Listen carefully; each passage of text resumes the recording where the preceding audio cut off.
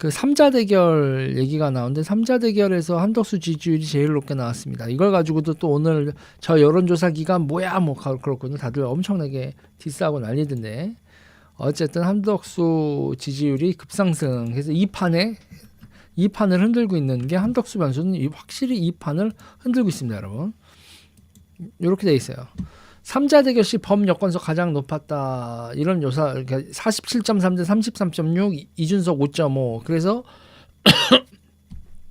한덕수 이준석 단일하면은 이재명하고 할 만한 그러니까 한덕수 이준석 단일화가 이재명과 할 만한 이런 기록이 나오고 있고 그리고 이제 그 이준석이 단일화했을 때 할 만한 후보들이 몇 명이 나오고 있어요. 나오고 있습니다. 그래서 지금 여기서는 김문수 제치고 1위 이렇게 나오고 있고요. 이렇게 돼 있습니다. 여기 그림을 좀 더 보여드리면 이런 그림이에요.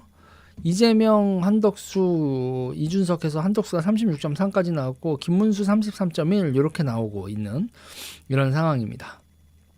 그래서 지금은 한덕수, 김문수 이렇게 양자 이제 강자로 이렇게 나오고 있는 거죠.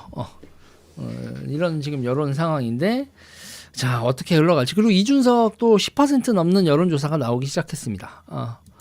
이준석도 10% 넘는 여론조사가 나오기 시작해서 지금 이게 결국은 단일화 이슈가 안 나올 수가 없는 상황으로 가고 있고요. 가고 있고 국힘 후보가 이준석과의 단일화 앤드 중도 확장성이 있는 후보가 누구냐 이런 지금 논란이 나오고 있는 거죠.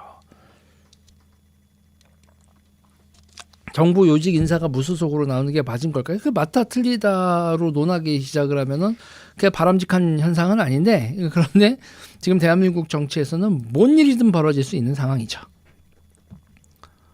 오세훈, 유승민처럼 불출마하고 한덕수를 뭉쳤으면 좋겠다. 누가 불출마를 해요?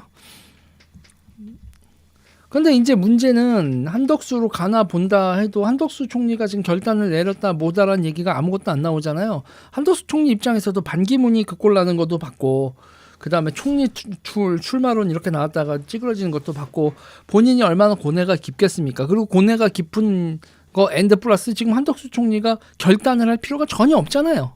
전혀 없고 경선 참여를 할 것도 아니고 그냥 상황이 어떻게 가나 하고 지켜보면 되는 거 아닙니까? 한덕수 보고 빨리 한덕수가 지금 뭐 빨리 나와서 타이밍을 재야 될 필요도 없는 거고 본인이 설레발친 것도 아니고 딴 사람들이 설레발치는 건데 얘들아 더 설레발 쳐라. 이러다가 이제 다른 사람이 지지율이 나와가지고 한덕수 필요 없어도 대선을 치룰만 하네라고 하면 그냥 사그라드는 거고 그러니까 국민의힘 경선 끝날 때까지 그리고 선관위 등록할 때까지 아무런 뭐가 없으면은 그냥 한덕수 대세를 이 대망론이 계속 올라올 거고 누군가가 뜨면 가라앉을 거고 이거는 한덕수 지지율은 한덕수 총리님이 아무것도 할 게 없습니다. 아무것도 할 게 없고 가만히 있고 관망하면 되는 거라 이 판은 되게 재밌는 변수가 하나 생긴 거죠. 어쨌든 간에 지금 경선 자체가 흥행이 되겠어요. 오세훈도 없고 유승민도 없고 여러분들이 욕할 사람 누가 있어. 욕한다고 해도 김문수, 한동훈 서로 양쪽이 욕하는 거 빼놓고는 이게 구도가 너무 단순하잖아. 그리고 그 김문수하고 한동훈 지지자들이 변동이 있겠어요? 서로 욕하는 과정에서 이쪽이 저쪽으로 넘어가고 막 변동이 있겠냐고. 사자경선을 한 다음에 그다음에 사자경선을 한 다음에 양자경선으로 넘어간다고 해도 양자경선으로 넘어가면 지금 오늘 또 한동훈하고 그 홍준표랑 막 동률 나오는 것도 있고 이럴 텐데. 그럼 양자경선 간다고 했을 때 현재 구도로는 김문수, 한동훈이라고 하면 무난히 김문수가 이기는 거 아니에요? 한동훈이 분발을 하는 것도 유승민도 있고 오세훈도 있고 이랬을 때 이제 찬탄 반탄 이렇게 갈렸을 때 한방 승부를 하고 이길 수 있는 확률이 있었는데 뭐가 이렇게 금방 꺼져버려. 왜 이렇게 이게 금방 꺼지지? 한동훈도 되게 으쌰으쌰 할 것 같은데 아무튼 더 지켜봐야 되겠지만 초반 러시는 초반에는 그러네요. 초반에는 지금 지지율 팍 하고 치어 올라가는 건 한덕수다. 그러니까 한덕수 총리가 밖에서 이렇게 지지율이 올라가면은 그러면 경선 분위기 정말 쎄해질 겁니다. 야 우리 중에 한덕수 이긴 사람이 안 나오냐? 그리고 오늘 이거에 대해서 그 견제구 견제구가 마구 나온 거 아닙니까? 김종혁 의원, 그러니까 친한계죠. 친한계에서도 메시지 나왔죠. 메시지 나와가지고 김종혁 의원이 거대한 음모가 국민의힘 대선 경선판을 뒤덮고 있다. 뭐 이런 얘기 하고 있고요. 어디 갔지? 이거 페북 링크가 있나? 김종혁 의원의 페북글 이렇게 해서 지금 거대한 음모가 이렇게 하고 있다. 이른바 1+1이다. 베일에 가려있지만 각본을 쓴 건 물러난 대통령과 여사의 측근일 가능성이 있고 감독은 친윤 지도부, 연출은 주연 뭐 이렇게 얘기를 하는데 이것도 완전히 저거는 뭐라고 해야 돼. 김종혁 의원님 한덕수 총리를 윤석열 대통령이 띄우고 있다고 생각을 하세요?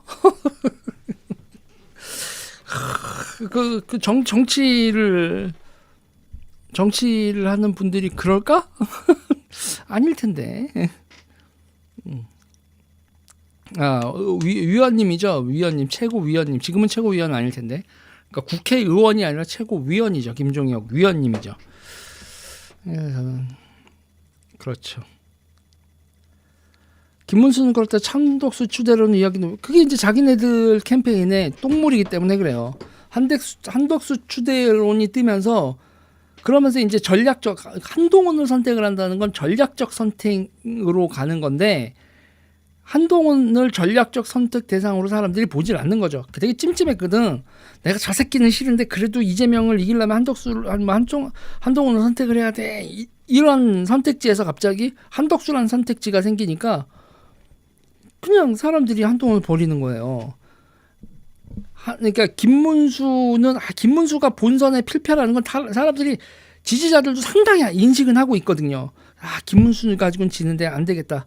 한동훈을 선택해야지. 이런 전략적 선택으로 표가 가야 되는데 김문수 가지고는 안 되는데 어떡하지? 한동훈으로 갈까? 아니지. 한덕수가 있지. 그래서 김문수 지지자 중에서 전략적 선택을 하고 싶은 사람들에게 옵션은 한덕수가 선호된다고요. 그리고 보수 지지자들 중에서 상당수가 전략적 선택 대상으로 한덕수를 띄는 거예요. 이게 여러분 한 바퀴 도는 겁니다. 맨 처음에 이게 TK에서 한동훈 1위 나왔었죠.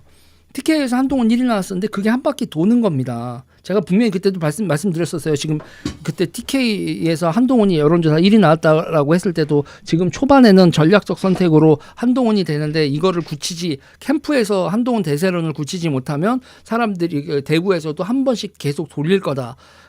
그러면서 안철수도 뜰 수 있고 이준석도 뜰 수 있고라고 그때는 얘기를 했는데 그때 갑자기 한덕수는 얘기도 나오지 않을 때였죠. 한덕수가 얘기가 나오자마자 지금 전략적 선택의 가능성 그리고 이제 간을 보기 시작하는 거죠. 그러면서 한덕수 총리 이렇게 쭉 올라간 다음에 캠프가 없으니까 한덕수 캠프는 없으니까 이렇게 오르락내리락 하는데 그러다가 이제 꺼지면 꺼지는 거고 지지율이 꺼지면 푹 꺼지는 거고 그러면서 다시 이준석을 올려보기도 하고 뭐 안철수를 올려보기도 하고 이런 순서가 있죠. 제가 보기에는 안철수 후보는 맨 뒤에 있을 겁니다. 다 안 되고 나면 안철수 후보를 대구 경북에서 한번 선택을 하는 그런 일이 벌어질 수도 있죠. 이 짧은 시간에 빨리빨리 한번 넣어보고 빼보고 할 겁니다. 이준석도 지금 대구에서 여러분 확 올라갔어요. 이준석도 대구에서 지금 지지율이 확 올라가고 있습니다. 지금 한동훈을 전략적으로 한번 했었던 그 분위기, 그거를 한동훈 캠프가 빨리 이어가지 못한 거는 큰 패착이다. 저는 그렇게 봐요. 그러고 나서 지금 한덕수 욕을 하는 방향으로 가면 지금 한동훈이 김문수하고도 척을 지는데 한덕수하고도 척을 지네? 이렇게 되면요. 한동훈하고 한덕수의 둘 관계는 나쁘지가 않은데 왜 김종혁은 이렇게 얘기를 했을까? 갸우뚱 이렇게 되는 거죠. 뭐 지금 현재로서는 뭐 다들 열심히 뛰고 있는 거고요. 다들 열심히 뛰고 있는데 뭔가 이렇게 킥이 없죠. 킥이. 준석이가 뭘 올라갑니까? 올라갔어요. 곡주님이 싫어하셔도 이준석이 한번 올라갔습니다. 그런데 곡주님이나 이렇게 열렬히 절대 이준석은 안 된다는 선이 있으면 올라가다가 딱 멈추겠죠. 올라가다 멈추면 여기도 아닌가벼. 그리고 다시 내려가겠죠. 그런데 이준석이 지금 바닥을 1~2% 바닥을 치다 쭉 올라가고 있는 건 맞습니다.